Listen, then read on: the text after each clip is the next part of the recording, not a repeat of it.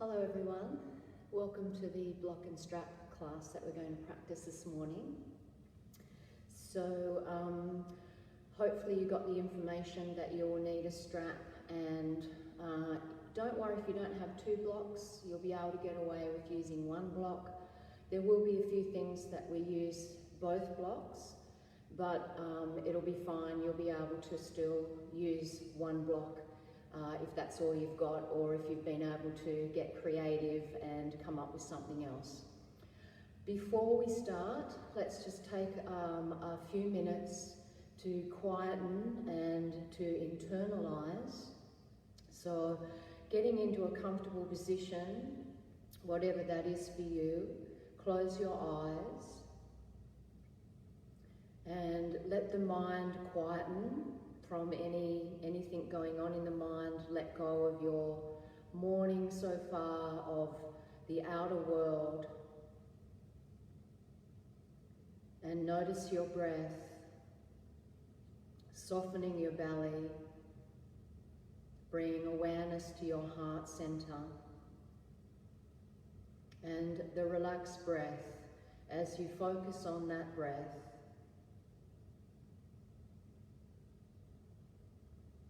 quietening and letting go.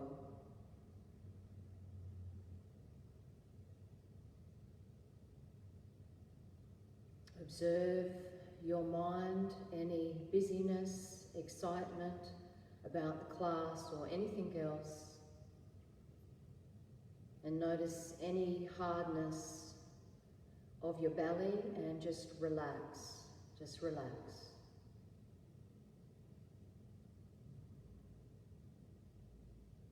So as you relax, I'll just talk a little bit about the class to come.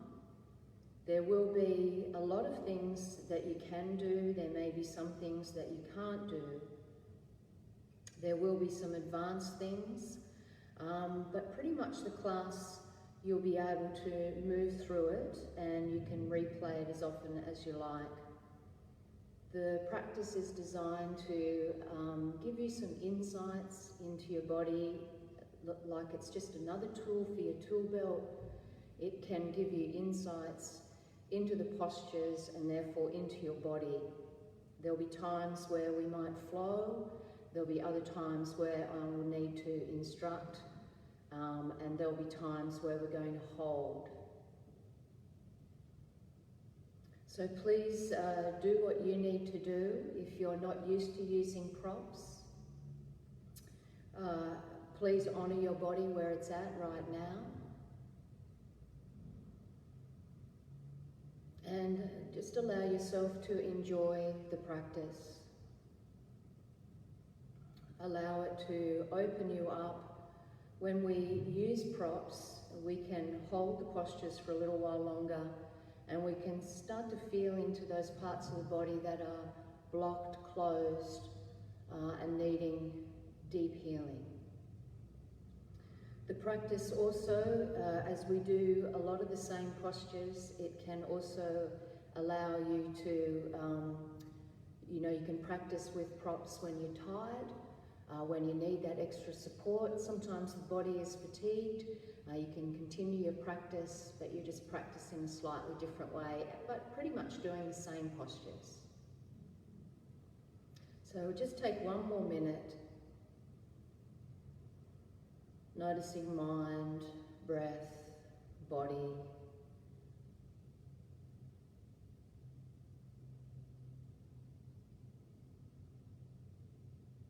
So allow the practice to open you up, to refresh,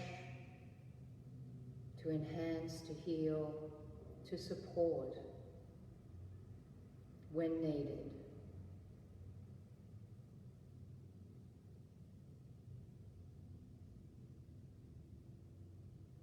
Okay, so when you're ready, just start to gently come out of that relaxation position.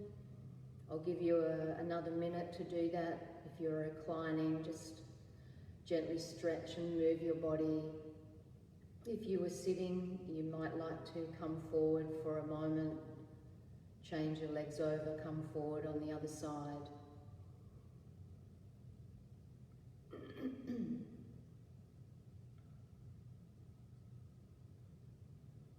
So we'll just start with something really basic, a strap. Now there are different kinds of straps. The strap that you use in the yoga room, if you're got long legs, longer than my legs, or you're taller than me, you may find if you have this strap that we use in the yoga room, it may not be the right one for you.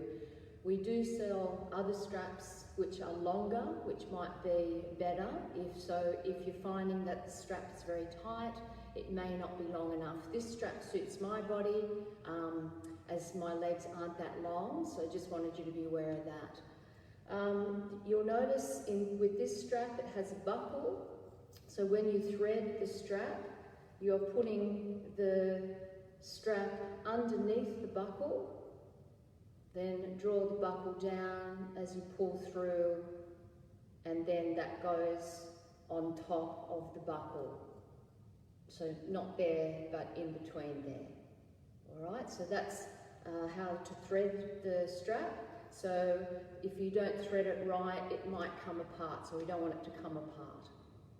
I'm just going to explain the first pose we're going to go into is downward dog, and we're going to use a strap and a block for downward dog.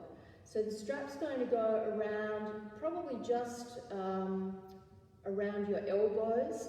It's your shoulder width apart, and it will go around your elbows. Once you've got the strap on, you're going to use a block to rest your head. Now some of you are not going to be able to rest your head on the block because of back hamstrings being tight.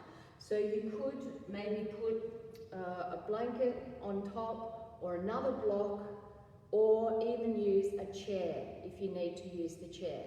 So I'm going to come into it into a moment, but when we've got the strap around the elbows, what's going to happen is when you rest your head, your hands are going to be probably more in front of the block rather than back, but more, here, and the strap will probably be roughly here over the block. So I just wanted to give you a bit of an idea just in case it's difficult to see. So what I'll do is I'll come into it. You can see what I'm doing. Put the strap on. So this is one pose where we can stay in for, up to a couple of minutes, even longer than that. What's going to happen is the elbows are going to rest into the strap, which then relaxes the tops of the muscles. So that's what I want you to focus on when you're in this pose. Now, it's not going to be completely comfortable if it's the first time you're doing it. You're going to think, oh, am I doing it right? Oh, I don't think I'm doing it. You might need to adjust your strap or your block. Just do what you need to do. And as you continue to practice it, you'll again gain more insight into what your body needs. Okay, so sometimes you might need the block high, others will be able to have it lower. Remember to use a chair if you need to. So as I come into downward dog, I've got the strap, I can try to push my elbows into the strap, and they're going to hold my arms and I can relax my shoulders. So I place my hands forward, past the block. You can see where the strap is now, and then when I come into dog, I might need to adjust, but I want to be able to rest my head on the block. Now I need to move that buckle out of the way, otherwise it's going to be uncomfortable.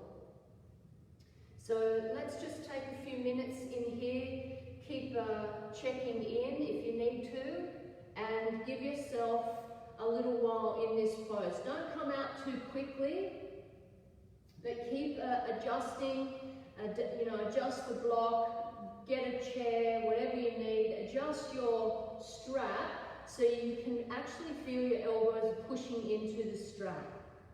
And then try to find a way where you can relax your head, because it's going to be very calming as you hold this pose. So I'm going to hold it for a couple of minutes and keep adjusting as you need. If you want to take your hands wider so you feel that support of the strap.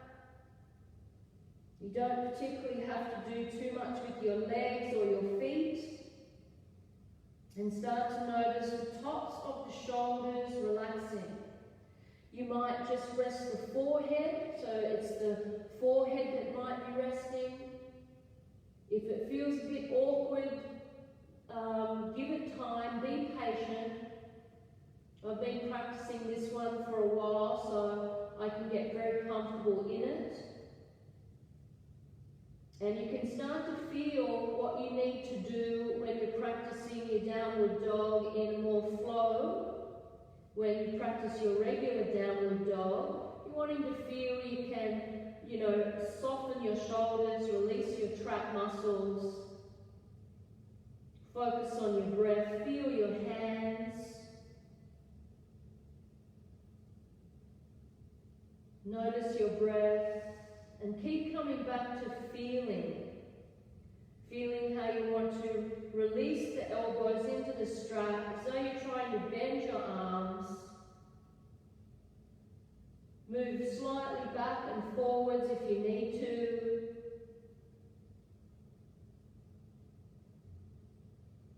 Go longer if you need to with your feet, or shorter.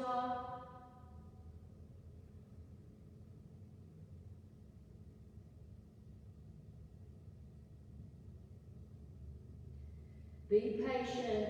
I know some of you are saying, I just can't get it, I don't understand it. Try to relax into it.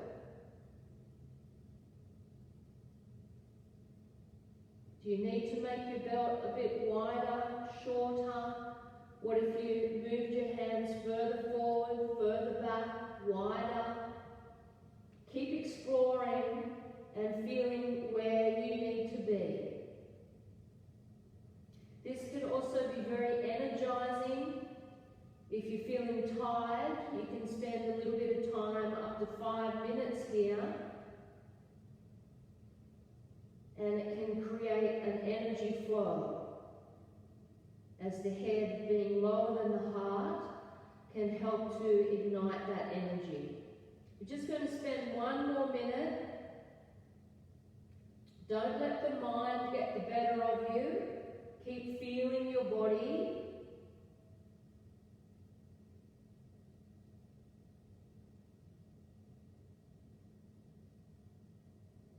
Really notice the elbows into the strap.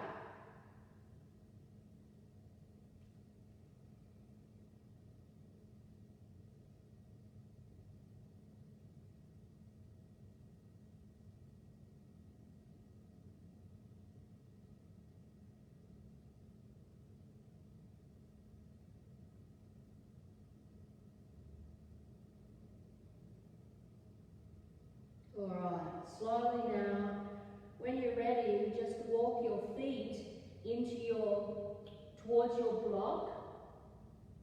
And we're going to go into Uttanasana with the block. So remove the strap and you can use the block to rest your head on in Uttanasana. So depending on how tight your hamstrings are, you can also use a block for some extra cushion, a blanket for some extra cushioning, and you can rest here, soft legs. So just say your hamstrings are a bit short, you're not able to get this low, you can use a chair and rest your arms on a chair. So the chair stuff's also on our website if you need to check it out if you're not quite sure. So if you can, just fully relax here, resting the forehead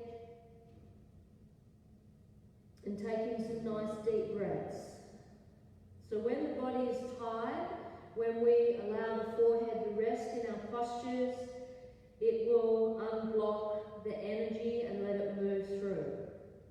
Or it might reveal that you are quite tired and you might need to continue to do a restorative practice. So the first 2 postures that you do, whether it's these 2 postures or other postures, they tend to reveal where your energy is. So keep breathing, and again, way for your body to relax. So I want you to rest your forehead. Use the chair if you need.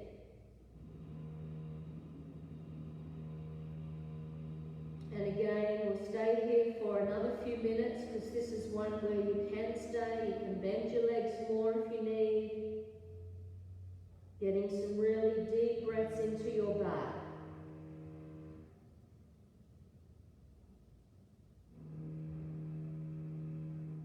So if you have very long hamstrings, you can adjust your block and take it lower. So if you have very, very long hamstrings, you could take your block lower. You could use your hands if you needed to.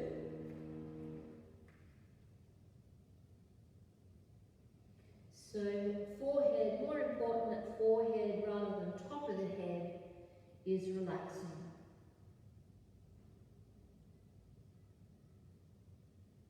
We'll stay for another minute. So again, please keep exploring and finding the way.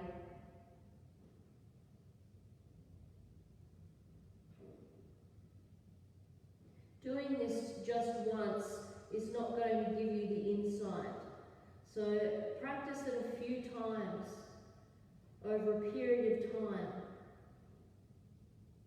Maybe once a month, every couple of months.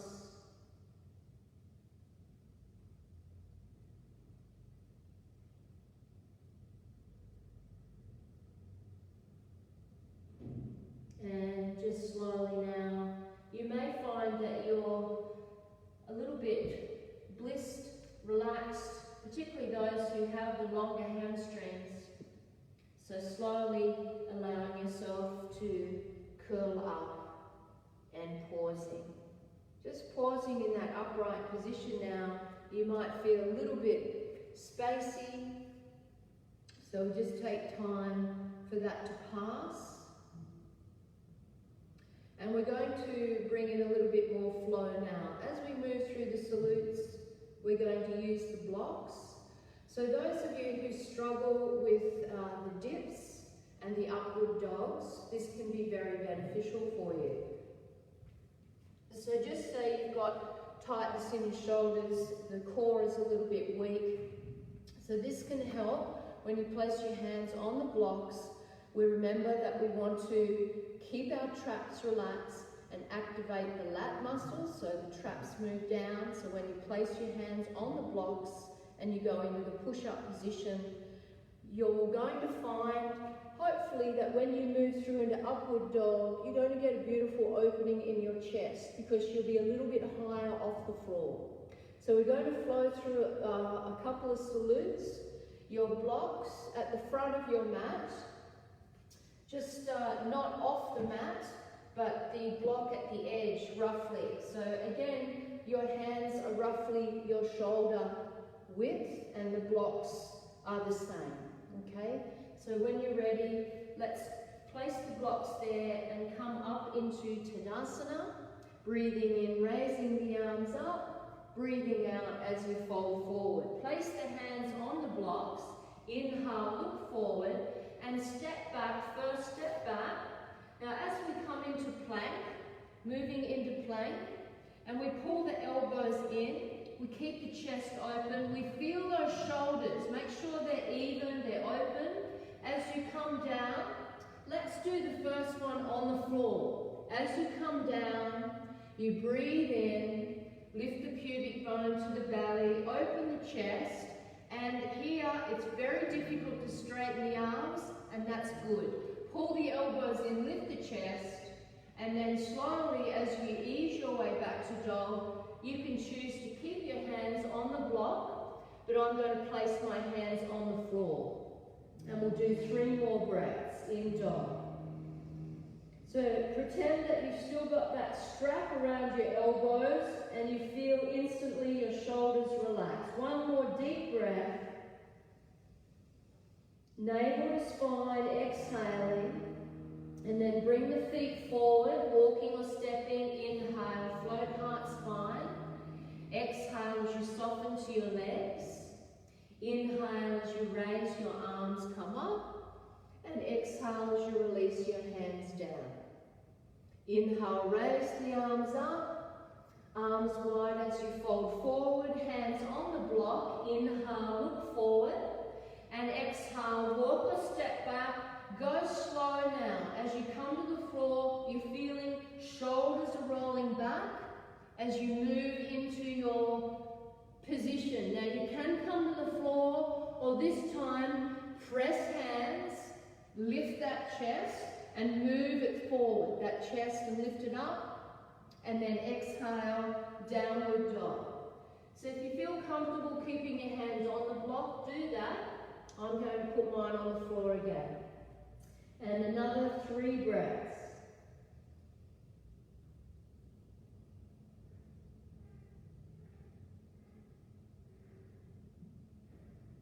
Taking one more full deep breath. And then lightly step or jump feet to hands. Inhale, exhale, soften to legs. Inhale, raise the arms, and exhale, releasing. Now just do that one more time, breathing in, raising the arms up. As you exhale, fold, place the hands on the block. Inhale, float heart, spine, lightly step or jump. As you come to the floor, go slow. So feel you're keeping your body in a plank.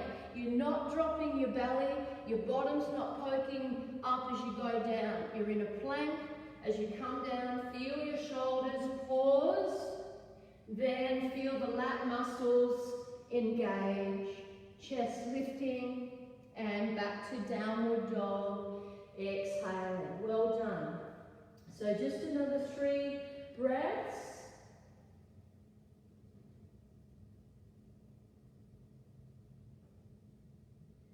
Feeling into your hands, elbows, and tops of the shoulders.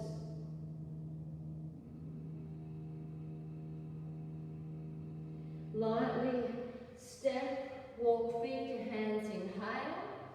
Floating heart, spine, exhale, soft legs. Inhale, raise the arms as you come up, and exhaling as you release. We'll just do one more with a little bit of flow. Inhale, raise the arms up, fill up, exhale as you fold. Hands on the blocks as you inhale. As you exhale, lightly step or walk. Move to the floor slowly in your plank and inhale. Pause. Let that chest lift and move forward. Exhaling, back to dog. One more deep breath in dog. And exhale, right foot forward. You can choose knee, back knee, on or off. Raise your arms, inhale. Exhaling, hands down. As you step back, move to the floor. Inhaling, lift chest, elbows in. Exhaling, another breath. Exhaling, left foot forward. Inhale, raise the arms so you can flow and use these blocks as you exhale. Hands on, maybe even drawing up a little bit higher as you come to the floor. Pubic bone to belly. Take your time here and really feel what's happening to your shoulders. Lift your chest and then back to downward dog for another 3 breaths.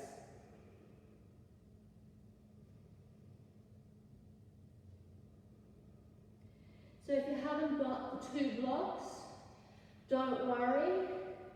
Maybe you can add one eventually, or sometimes books. You can get creative, solid books or anything that you have at home to get that feeling of lifting the chest. Last breath as you empty it out, bring the feet forward and inhale, float heart, spine. And exhale, relax the soft legs. And inhale as you come up, coming all the way up, raising the arms, and exhaling as you release and pause in your mountain. And so just observing, we can get a beautiful opening in the chest. Sometimes it really opens our inner shoulders. So if you have a look, maybe you're not aware that sometimes you're going into the dips with your shoulders you know, your shoulders coming forward, and then you try to look up and there's no lift here. So when we go down, we're already doing this. So if you're unsure, if you don't have the blocks, be aware of doing this as you come down. You can also do it on your knees. So if you're feeling it's all too much, as you come to, say, this point, come to your knees and chest lifting and then opening up again. So do what you need to do. Now, as we prepare for a few standing poses, with the blocks, if you don't have 2 blocks, doesn't matter. We only need 1, but if you've got 2, you can make it easy for yourself. Take one to one side, the back of the mat, and keep the other at the front of the mat. Now, you don't necessarily need blocks, but they might come in handy. The reason you may not need a block is because when you use a strap for some of these poses, they are going to create extra length in your hamstrings, and you might notice that. Okay, so with the strap, as I mentioned before, if your strap is not long enough, it may, feel very uncomfortable in your leg. So you might just need a longer strap. Do what you can at the moment. So I've got a very long loop here. Then what I'm going to do, we're going to practice Trikonasana. I'm going to have my right foot forward. I'm going to step in with my left heel. I want the strap to go under my left heel, and then I step that left foot back. Then I place my right leg in. Now from the front, I want to have access to the buckle, but I don't want it to dig in. So the buckle is there for me if I need to loosen or tighten the strap. Now, when you first come into it, it can feel tight, but when you go into Trikonasana, you may need to tighten it even more because it will start to get looser when you go into the pose. So bear with it. So you're in Trikonasana now, and you may find that the strap is very tight at this stage. So you've got action in that back heel. Now I'm going to have to tighten my strap. So I've got access to it, I can tighten it. It's right in the hip crease. It's in that hip crease area. What it's going to do is keep the right thigh rolling out, and it's going to get you to bring awareness to that back foot. Now, if you can't go low in Trikonasana, use your block. Have it there on the outside of your right ankle. So back from your little toe. So from here, if we just relax, and as you ease forward, if you're finding that you need to take your feet wider or tighten the strap. So keep the waist long as you come forward. You've got your block there. I'm going to use the block today. And then from there, we want to move the bottom chest upwards. So as you ease into the pose, you can feel the strap around the hip crease and the action in your back foot. Now that's really important, that action in the back foot. And I forgot to mention that we're going to do 2 more poses. Otherwise, we're going to have to take the strap on and off. So if you're doing this at home, you don't have to do these 3 poses all in a row. But just for today, I'm going to do the next 2 poses so I don't have to take the strap on and off all the time. Now from here, we're moving into Ardha Chandrasana with the strap. So when you come into this one, you may need to bring your front foot back and bend your front leg. As you come up, keep that strap into the heel. And again, as you start to work that foot, see if your strap's not long enough, it'll be difficult to engage the legs. You can keep your hand on the floor, the right hand on the floor, or again, use your block there. So like Trikonasana, we open the chest. So if you're feeling tired, please rest. But otherwise, continue on and feeling how it's keeping the right thigh rolling out and deepening the thigh bone into the hip socket and engaging through this leg. Now slowly I'm going to bring the left hand down. If you need to, have a rest, but I'm going to now move into Katherine Ardha Chandrasana. So I push the left foot into the strap. I'm going to move this block a little more to the left. I place my left hand on the block, and now I'm turning my left chest up to the ceiling into Katherine Ardha Chandrasana, half moon, twisted half moon. So breathing, opening up, feeling the energy through your legs to your feet, and releasing the right hand. Take the left foot to the floor and just pause a moment. Now we're going to come up and we're going to do those on the other side.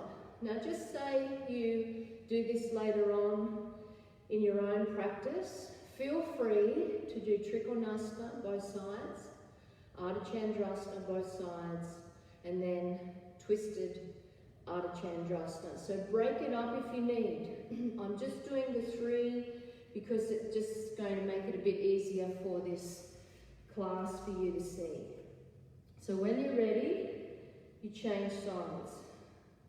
So it might be easy to, first of all, step the right heel into the strap around the right heel. And then you step the left leg in to the strap. Keep the buckle accessible so you can tighten or loosen. You know it's going to be a little bit tighter first up, and you want the buckle right into that hip crease. So not here, but bring it right up. Then activate through the right heel, so we've got a lot of energy flowing through our legs into our feet. And as you start to come forward, you're being held, containing, energizing. And then the hand, if you wish to, place it on the block and then push away, turn and open. So, you know, for this practice, if you're going to stay for a while, you can look down and you can use the block. You can even bring the block up. And we're wanting the bottom chest with each exhale to turn. So if you're practicing, you can choose to stay longer and get to feel what you can do from your feet through to your legs. And now, as we move into Ardha Chandrasana, you might need to bring your front foot back so you can bend your left leg to make it easier. Position your block to the left side, and then as you come up, keep the action through that right heel and working through that right leg, and now coming up, if you can, the right hand to the hip and the right arm coming up, and you're feeling how you can really work this right leg. So if you've been in my class and we work with the wall, it's very much the same thing. And when you don't have that wall space, you've got your strap. And now slowly I bring my right hand down. I want to turn my right hip down so it's level with the left. I'm going to move my block a bit more over to the right. Almost center, but not quite. Right hand down. And if you need to, bend this left leg. Press into that right foot, straight leg, and let it deepen the hip crease as you turn up. If you need to, bring the block closer to the center. The left hand can be on the hip. And then as you move into Katherine Ardha Chandrasana, open yourself up, engaging, breathing, holding for as long as you can, and then slowly as you come down, pause as the right foot moves to the floor. Just pause a moment, you'll feel a lot of energy moving through those legs, and you'll be very aware of your legs. And then when you're ready, as you come up, remove Parsvakonasana, we don't need the strap. We can use a block. And we'll take the block either inside or outside. Again, it's up to you. Parsvakonasana, wider stance. And the block, I'm going to place it on the inside, but you can, if you wanted to, take it on the outside, have it high or lower. And then as you press the hand, if you want to bend that arm again, so it's similar to when we had the strap, the arm presses in and the length through the inner thigh and the knee goes wider. So you don't have to take your left arm up, you can. Now from here we want to sink in a little bit more, energize through that left leg, sink in. And so because we're holding these poses for longer, you might just look down and rest the top hand and focus more on the hip sinking and breathing, and a few more breaths. So choose what you want to do here. So focus is on turning the navel and moving the bottom chest, which you can help by pressing the arm into the leg. Very slowly as you ease your way up and taking the block to the left foot, unless you've already got your block there. And we want to encourage the hips to sink. So if the hips are tight, you may find that you do the pose like this. Your upper body comes down, but we need to encourage our hips to sink. So if the upper body is high, then it's a good idea to keep using the block all the time until you can start to sink a little bit more through the hips. So wherever you place the block now, as you breathe, we want the left side of the belly to turn up, and we want the left chest, bottom chest to turn up. So rather than just do this with your arm, nothing is happening, nothing is moving, you might keep the hand on the hips, sink the hips, and breathe, and turn. Now, this is going to really be very beneficial for neck and shoulder tension. So if you're always just doing this, and you take the arm over and it's just floppy, it's going to hurt your shoulders and neck. As you turn your chest, you're going to free up your neck and shoulders. So if this arm goes over, then there's a lot of space there. So a few more breaths. Sinking if you can, just feel if you sink, energize that back leg like we felt earlier in the other postures. Now slowly as you ease out, hopefully you're still with me at this stage. I know it's very strong, but this is the thing. When you can hold postures, you're going to develop a lot of endurance and strength, but be patient, okay? So you might be used to, oh, here's Parsvakonasana, 1, 2, 3, 4, 5, you come out, 1, 2, 3, 4, 5, you come out, but you start to learn to develop strength, power, endurance in the poses. So with the props, it will help. Let's just take a little bit of time now in mountain, and we're going to do just one more standing pose. Feel the energy, feel the heart rate, state of mind. How does it feel when you breathe into your chest, your heart, your shoulders? Keep noticing. Now, as we finish our last pose, we'll need the strap again. You don't necessarily need a block, and this time a very, very little loop, really little, enough to get the hands through. So very little. If it's not small enough, your hands can slip out of it.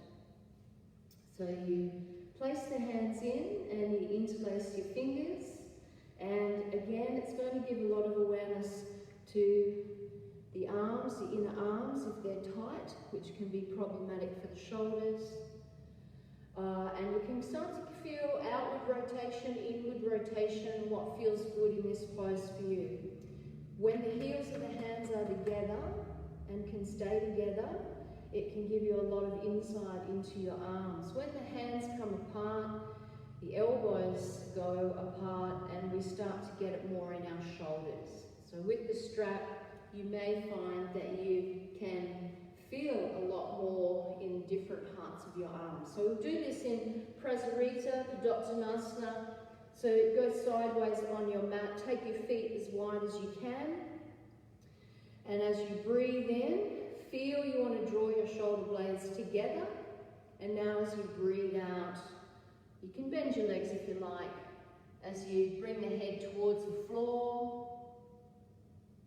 So you don't have to rest the head, but some of you will be able to take the head through, and more experienced students can keep taking the head through. And then feel those arms, not just mindlessly pull the hands down, but what needs to happen with your arms? Do you need to roll your upper arms out, or do you need to roll them in? What's going to free up certain areas in your shoulders and arms for the hands to start to move towards the floor? You can also look at your chest. Is your chest even? Are your shoulders even? And nice deep breaths.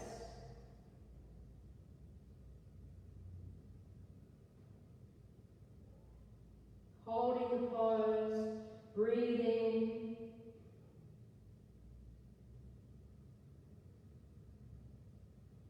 Now, if you need to come out, you do so slowly. If you want to stay for a little while longer, you can.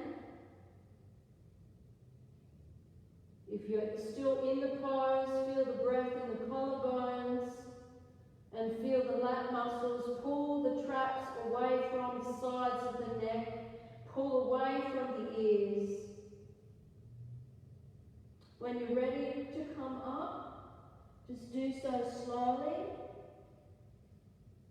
and keep the strap on as you bring your feet in.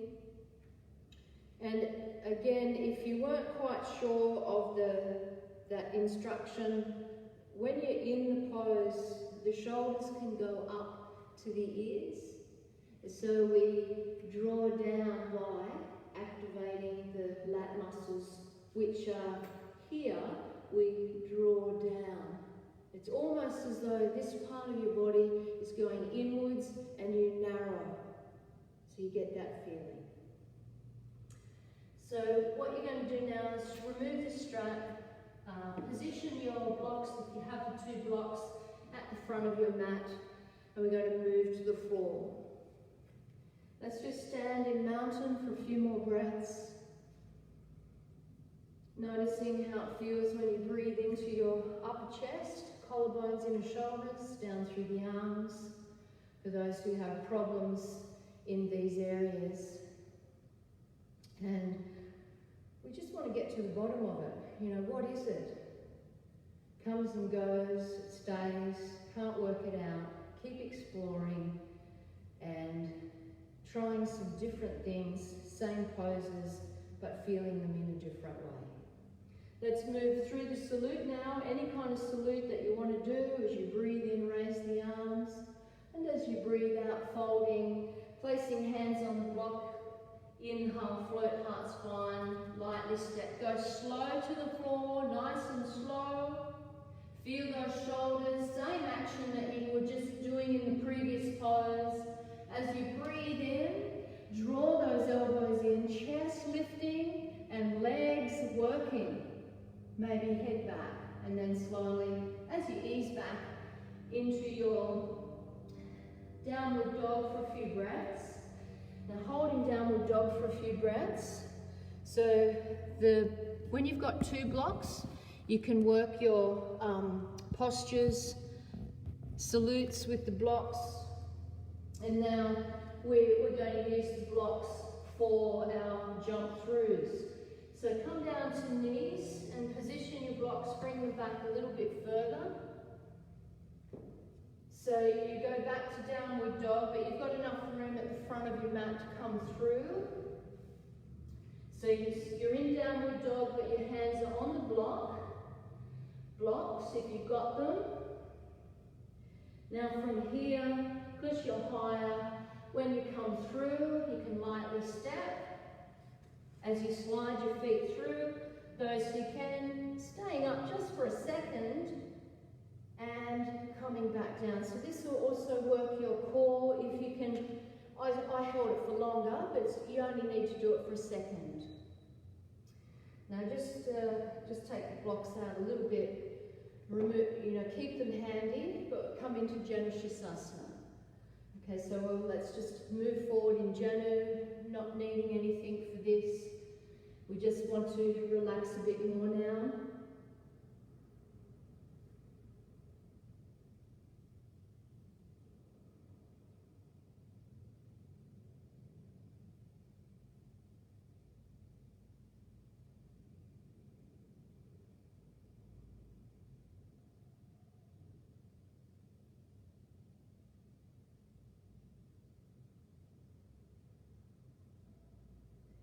And easing your way up. So if you're finding it's very difficult, it's very challenging for me as well. I mean, I've got a fairly strong core, but I just can't seem to get that lift of my feet off the floor. So the blocks are helping me. So before you go back, if you want to, if you're tired, rest. But you've got your blocks here. And so I just position them roughly around my hips. I'm going to cross my ankles, and I press down and try to work the core, slide the feet through, and then moving into your dip again, upward dog and downward dog, and then you practice your light stepping, maybe hold for a second on the way through, and Janushisasana. Bring the right foot back when you're ready. Or it might be the left foot.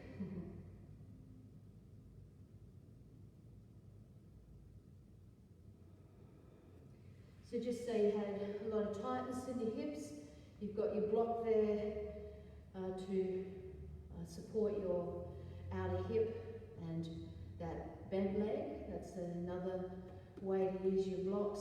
So if every time you go into a pose, you could find a way to use the blocks. If you aren't sure, you can explore. We won't have time to do everything with the blocks, but you can start to, just to have that awareness of, oh, could I use a block or a strap or a bolster here if needed?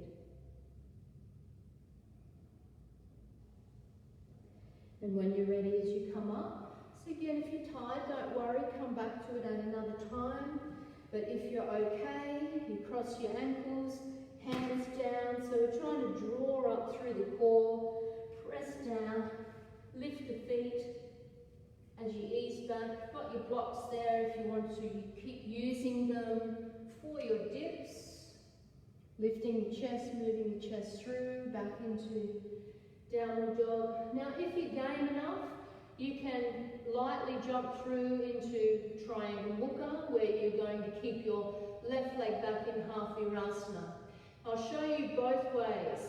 So first way is to step into it. So step your right foot, you step your right foot forward and you keep your left leg bent in half virasana. And then you can straighten your right leg. Okay? If you want to, you can jump into it. So you can jump into it, keep your left leg bent, use the blocks as you come through, and lightly jump into it. And come forward now, when you're ready.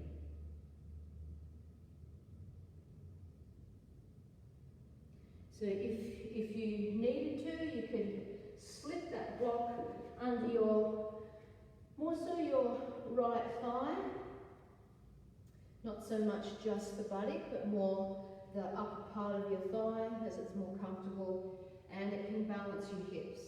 So you've got it blocked there for that as well.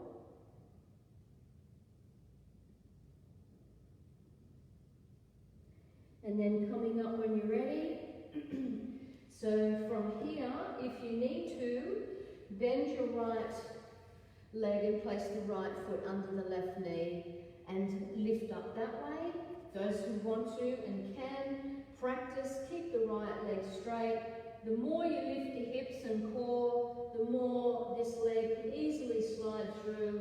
You jump back again and you move through your dip. If you're tired, just come to the floor. Notice how the blocks won't let your arms straighten, and that's a good thing. As you go back, this time you're going to keep your right leg bent in half virasana. So if you want to step the left foot through or jump all the way through, straightening the left leg. And if you wanted to block under the left upper thigh. So not just the buttocks, that'll be uncomfortable, but more include the thigh as well. As you come forward now and relax. You could also use the block under the straight leg if you felt that you needed more support for that knee. If you find that you hyperextend the leg, you've got your block or your blanket. We've done that in class before as well.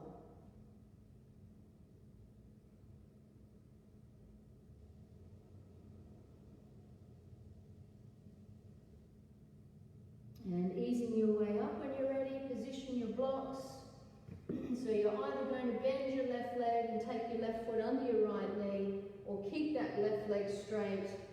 So press down, you're wanting to get your hips high, core in, just going in slow motion as you lightly step or jump back, and chest coming forward, maybe looking back and then back down. And use your blocks again to practice you might cross the ankles, slide the feet through, and work a little bit with your core. Now we're just going to do a bird pose, and I know it can be very strong when you do a bird pose, but hopefully with the blocks you may find that you can start to get the sense of where you need to be. So blocks as we practice Bakasana. So one of the things about birds, of course, is that we can't fly. We can't get high enough. Maybe with your blocks you can. So hands on blocks, and then with the hands on the blocks, you draw your knees up into your shoulders. So maybe I'll do it from side on. Hands on blocks. You're quite high now. So we've got the hips nice and high, so we don't want the hips down here because that's very heavy, that's dragging your tail feathers. Lift up. Now from here, just let the fronts of the shins fall into the backs of the arms, and then keep coming forward and see how you go with this. You may find that you're finally flying, but don't worry if you're not. And those who don't have blocks, you just do what you can for the time being. When you're ready, slowly come down and give yourself a brief rest, whatever pose you want to go into. We're not going to do it, but you can also do this with Bhujagadasana. So that's the one where you take your arms under, and you can have your hands on the block as you sit back and let your legs need something to rest on. So you're resting on the arms, you're up in the air, there's less pressure in your wrists, and you can straighten your legs if you like, or you can cross your feet and take your head down, which is a little bit more accessible with those blocks. So just to let you know, you don't have to do that one. I just wanted to let you know that you can do that one as well. Let's just have a brief pause before we move on. And remember, if you just do it once and you go, oh, whatever, this doesn't work for me, give it a couple of goes, and hopefully it will work for you. Maybe not all these poses, but maybe a couple you can choose. Oh yeah, I really like that one, that really helped me. Yeah, maybe not so that much that one. But keep tuning into what your body needs on the day that you practice.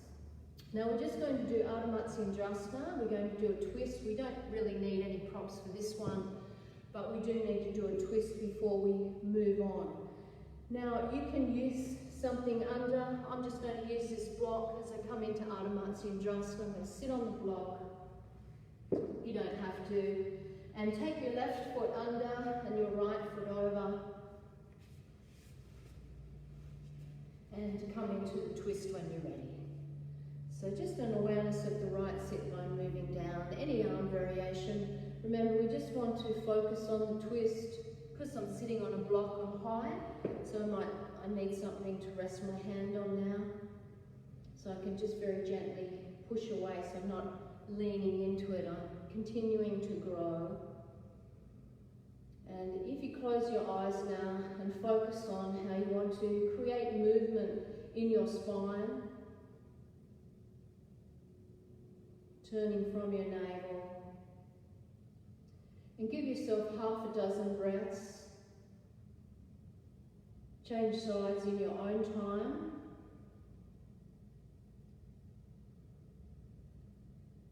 So props can be used for these kinds of postures if you struggle to rest the back hand, if it's not resting on the floor. If you need height to sit on, you will find that this hand, if you try to get it down, you'll be leaning back and want the shoulders to stay over the hips. So you've got something there. Could be a bolster as well. And again, I'm not going to get too caught up in the upper part of the body because I just want to focus on more of a gentle twist.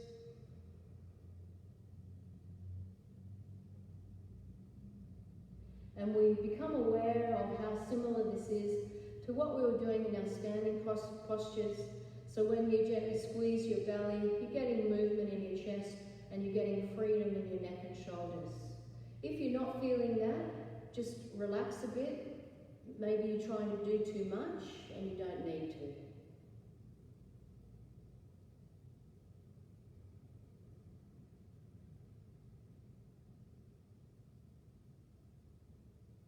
So give yourself half a dozen breaths.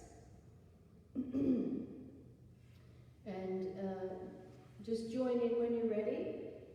Now, kneeling if you can, you could use your block here, bolsters, quarter-fold blankets, sitting back on the block so you're comfortable. So if you have a lot of sensation in your knees, it's okay to do cross legs instead or add more height.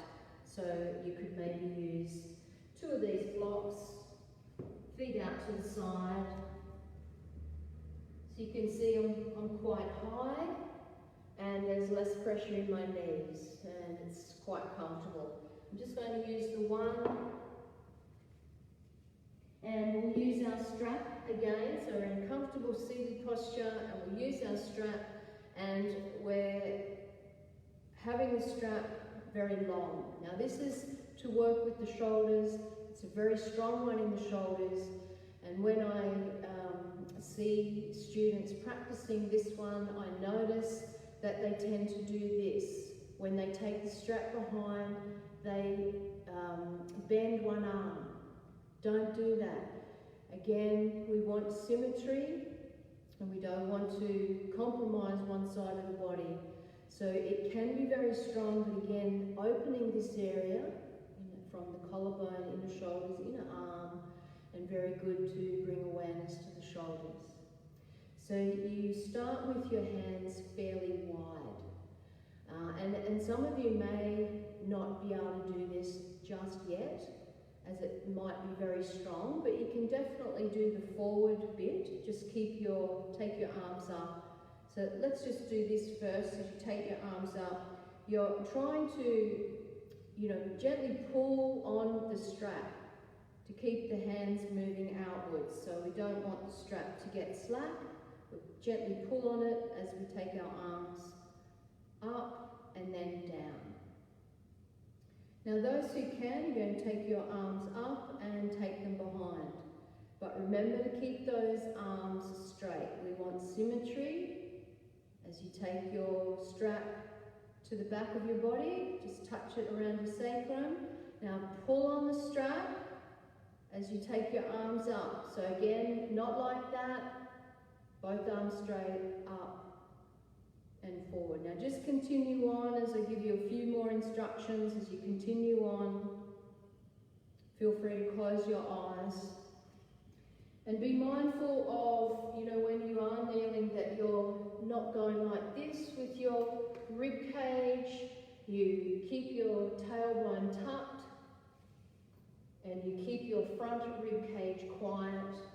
Now those who are feeling quite comfortable, maybe you could bring your hands a bit closer, but it will get stronger if you do that.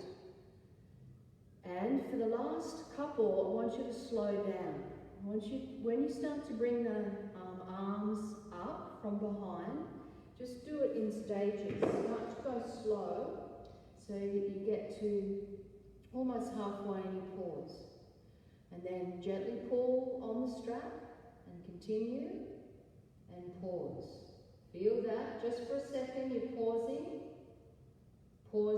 till the arms are up, and then you can release your arms back. So just do that 2 more times. Inhale, exhale, and go slow. So you breathe in, pause. Breathe in, pause. Breathe in, pause. Breathe in. Strap at the top of the head and breathe out. So one more time, and close your eyes and feel as you start to bring your arms up behind you, what's happening. All those different connections from the inner arms to the inner shoulders, to the pec muscles, to the chest muscles, to the collarbones, all those areas. And if it's too strong, remember, err on the side of caution, stay safe, and make it easier for your body. So we want to bring awareness, not injury. Relax now. Once you finish that last one, you relax. Feeling the sensations around the upper chest, inner shoulders, inner arms, all the connections of the shoulders, and the awareness of your spine.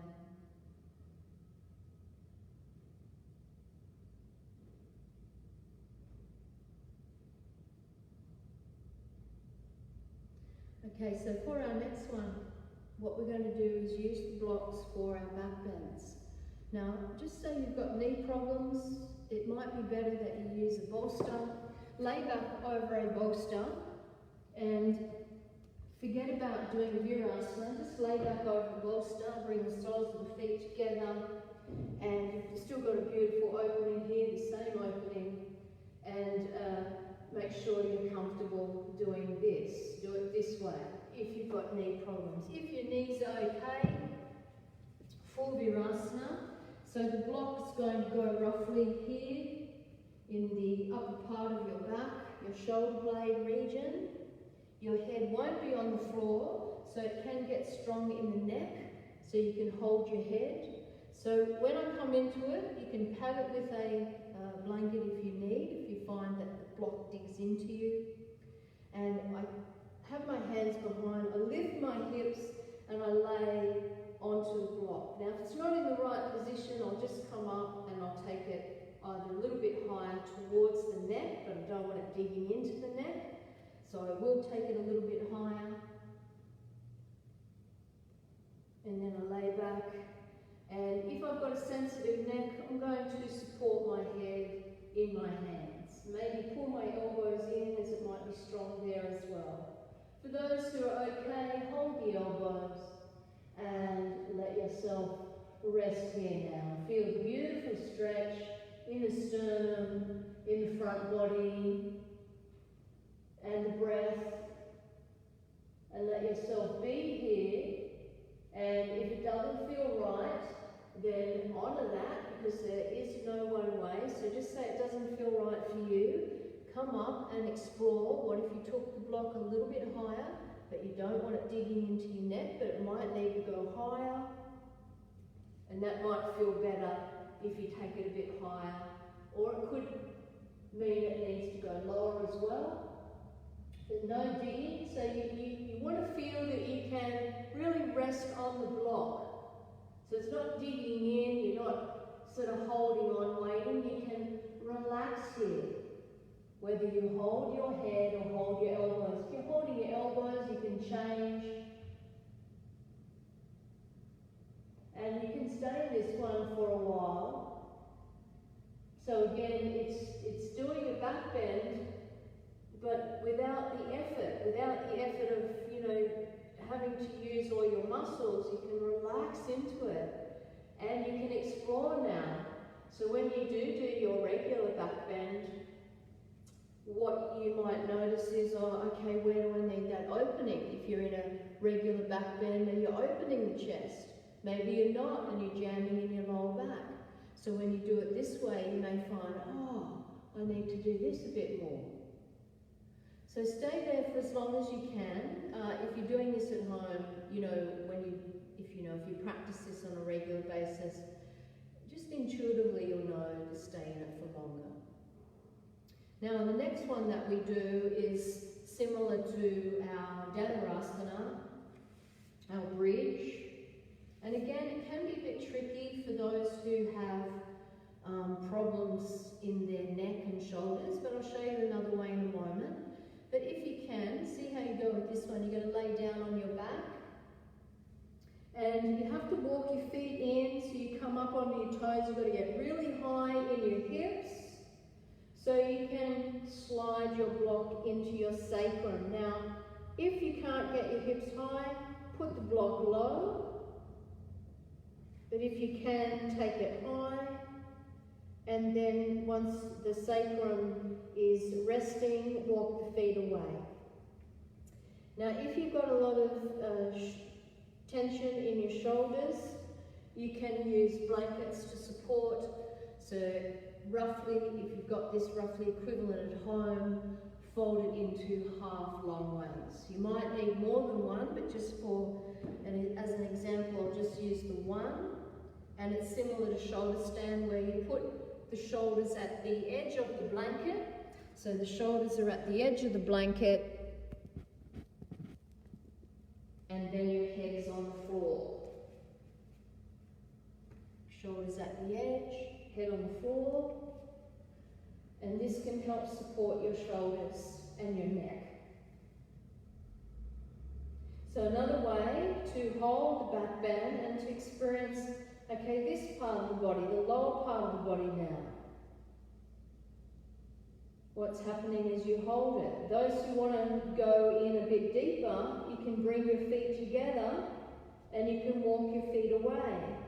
So there's a variation in full Dhanurasana where you do this, but again you can get this experience without too much effort. You can interlace your fingers around the block and get that feeling in your upper arms, chest and shoulders again.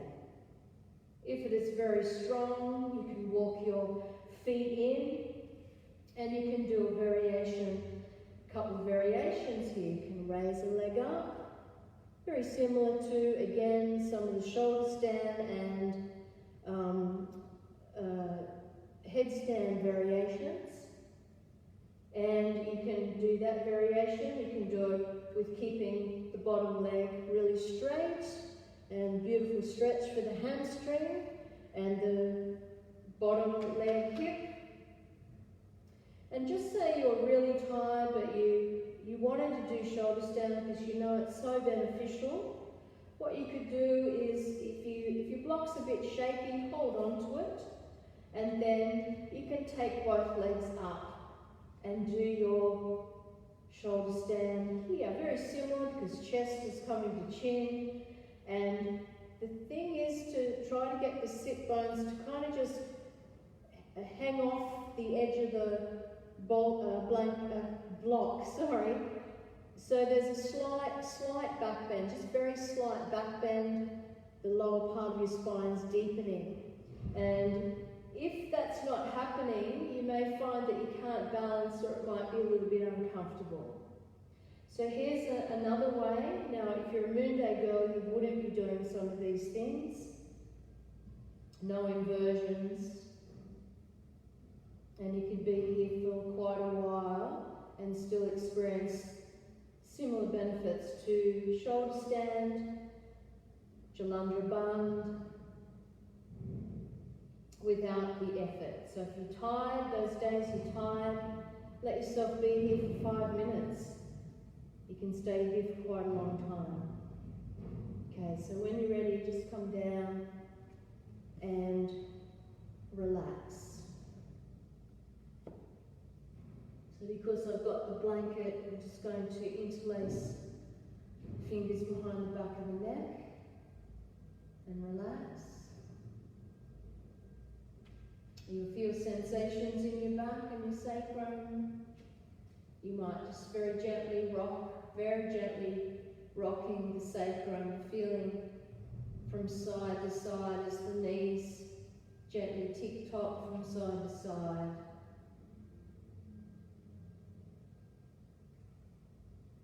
So that would be the case if you were to go into that position. You could also practice your shoulder stand in that position as well. Now, I'm not going to get you to do the full shoulder stand today, but you can do it later. But I'm just going to quickly go into it and show you when you've got the tight shoulders and when you're going into shoulder stand and your elbows keep sliding out, well, this is what's happening. Okay, the chest, and then you're going to get a lot of neck and shoulder tension. So what we want is to definitely keep those elbows in, and that can be okay for some people, but if you've got a lot of tightness, you're going to keep noticing that's happening. And that's not going to be great in the long run. You're not going to be able to breathe. You're not going to be able to hold the pose. So we use the strap sometimes in plough shoulder stand. It's your shoulder width. If you wanted to quickly practice it with me, I'm not going to hold it. I'm just going to quickly move into it and come out of it because I want to show you one more pose before we finish. So very, very quickly, when you go into your plough or shoulder stand, measure the strap, shoulder width apart. When you are in the pose, you're going to be placing it around your elbows. So it keeps the elbows, again, from going wide. There's no way they can go wide, so this is going to keep the chest open and it's going to give you more lift. I always recommend a few blankets, but I know some people don't like using blankets, they don't need them, that's fine. I'm just going to use one blanket today, just so I can quickly show you. So when I go over into, first of all, plough, I put the strap. Once I'm in plough, I've seen a few people try to do it before they go into plough, but it's impossible. I haven't seen anyone do it yet. You've got to come into plough, put the strap around your elbows.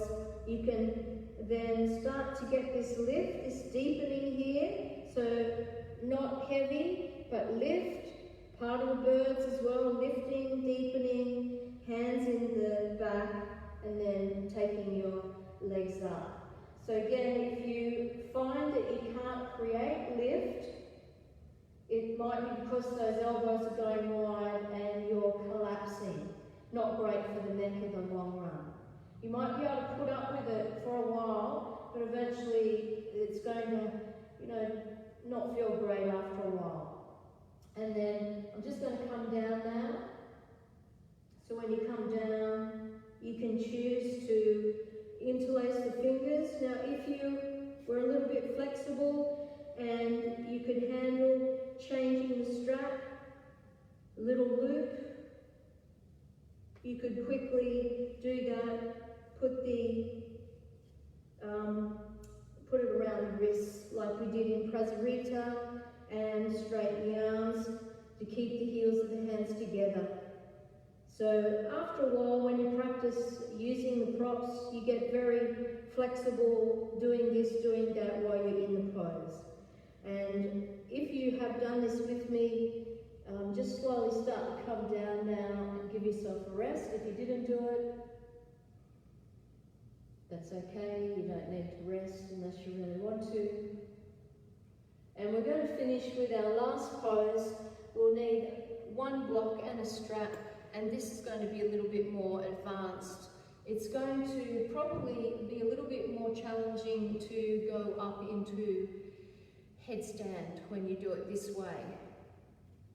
But you don't have to go up into headstand. You can, I'm going to show you how to do it in Tadasana, mountain pose.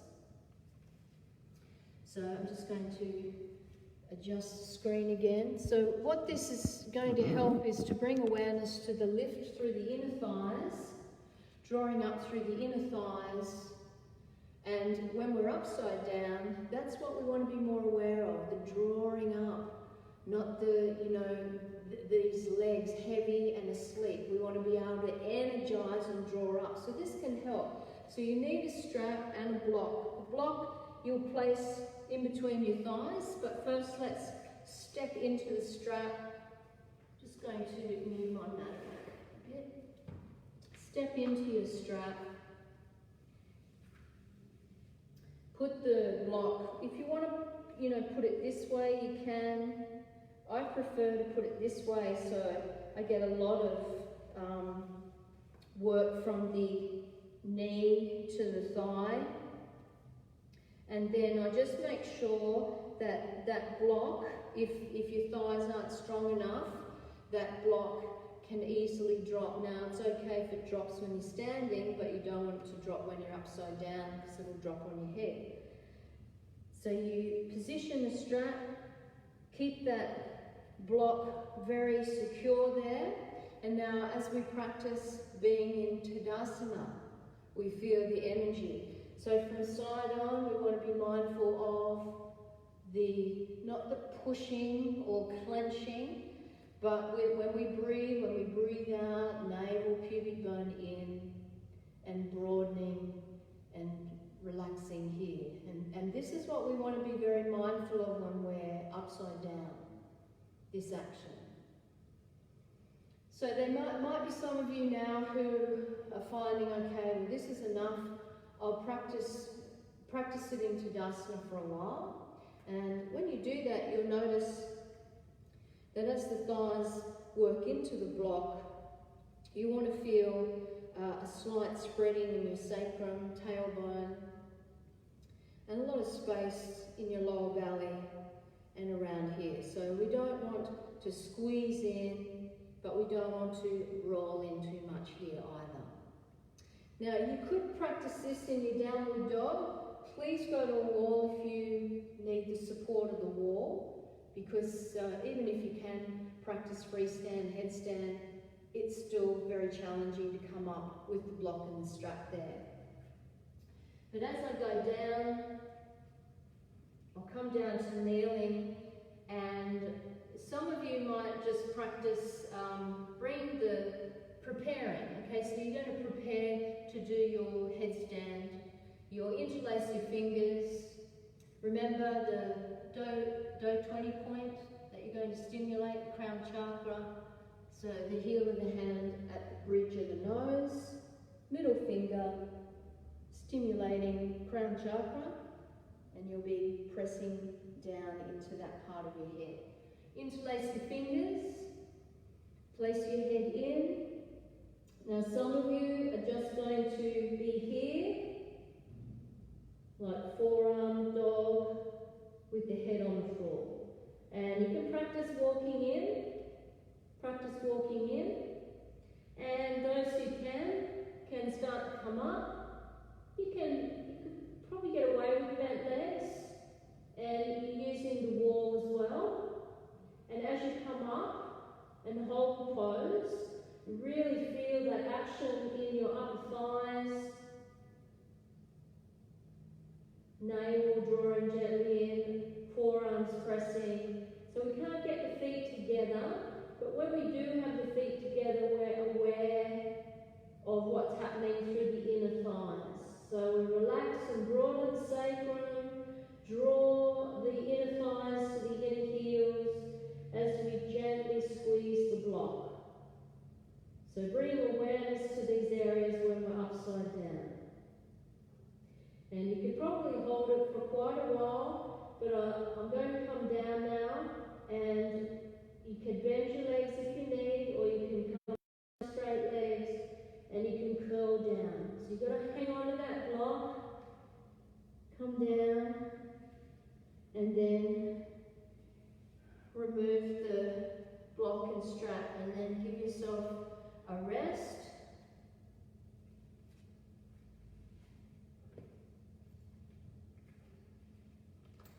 Have a brief rest in child or kneeling.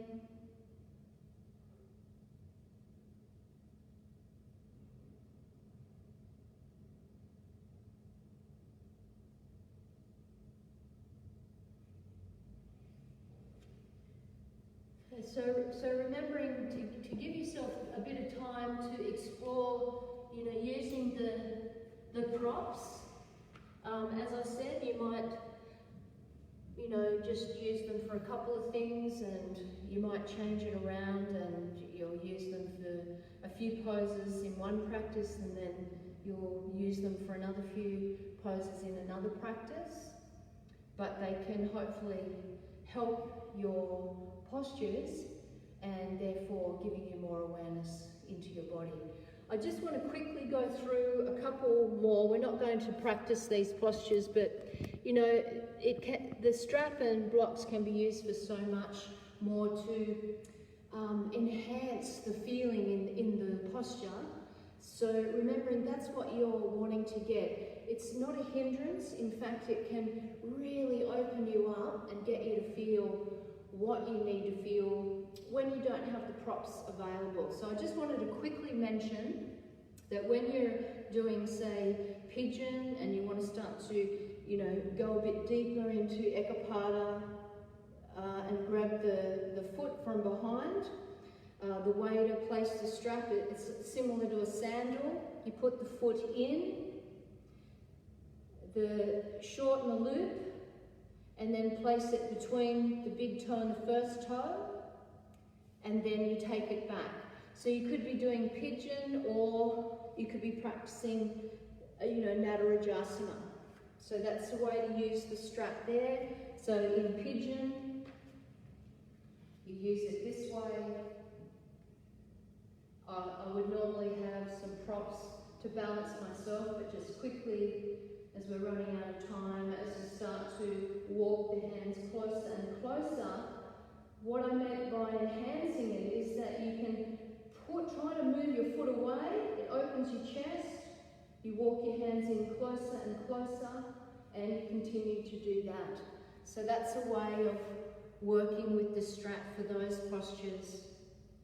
And of course, all birds, you can use them for all the bird poses that help give you that lift and that feeling of flight. And even for splits, for Hanumanasana, you can use your blocks. So just say you wanted to get that feeling of Hanumanasana, it's very strong, you don't want to hurt your hamstrings. Place one block into the top leg.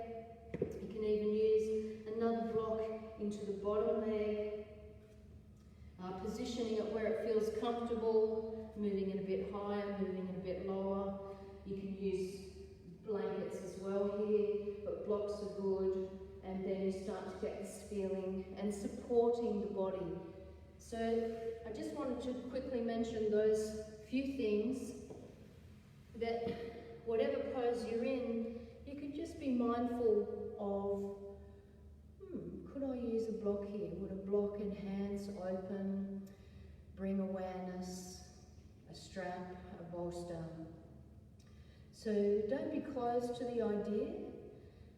Give it a go, and just try it from time to time and see how it supports you. And hopefully when you come back into the classes, if there's anything that you would like a little bit more direction on, you can let me know. Let's just take 5 minutes now, just roughly 5 minutes, everyone relaxing, lay down or sit, probably lay down. And so when you're practicing this again at home, you can stay in the postures for longer, as long as you like, and keep exploring. What's going to, realign the body? What's going to allow that energy to move freely through the body? What's going to wake up that intelligence to go, hey, I can just be in this pose and feel how good it is as something moves through you, and all you're doing is allowing it and being there and opening up that space. So as you relax now, just quietening the mind,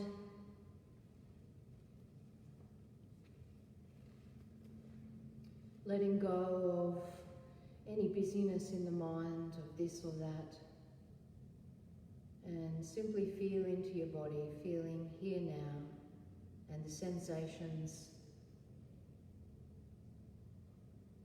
And what the practice did reveal, if it revealed, oh yes, I'm a bit tight here and that's what causes that, or whatever it might be. You're observing the sensations moving through different areas in your body.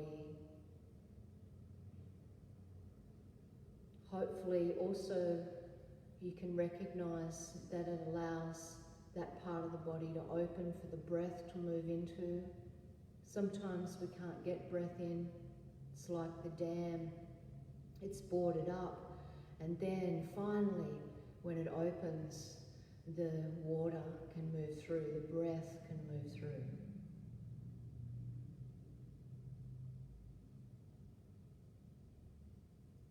So please let me know if you have any questions. You can always just let me know here at the centre.